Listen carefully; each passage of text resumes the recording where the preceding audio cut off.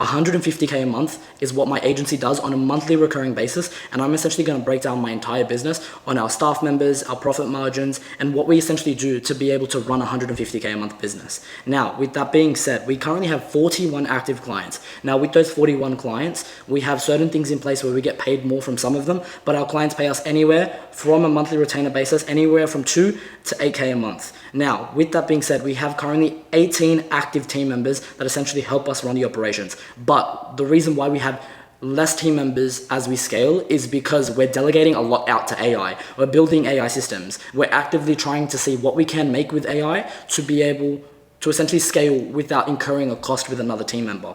And with that 150K a month, we have 61.3% profit margins. So I essentially take home 61.3%. Now, in terms of my team, we obviously have implemented a lot of AI. So we're slowly letting go of people, but anyone that does not need to stay on the team that we can delegate to AI, we're essentially going to do. At the moment, to help me run all of the operations so I'm not as much in the day-to-day at scale, I have one COO or operations manager in place that essentially helps me manage the entire business and works with the entire team to essentially make sure everything's moving without my involvement in the business. We currently have 10 virtual assistants, 8 appointment setters, and 2 operational managers. Now, the 8 appointment setters are essentially our call center. They're essentially making calls for all of our clients, and the 2 operational managers still make calls for the clients, but essentially manage the entire team, so we don't have to speak to 10 different people. We have one client success manager that is somewhat on a part-time position, but also full-time, because we have AI in place to send those messages to check in. She's just there when it gets bad and she needs to jump in, or when there's a call that needs to be taken.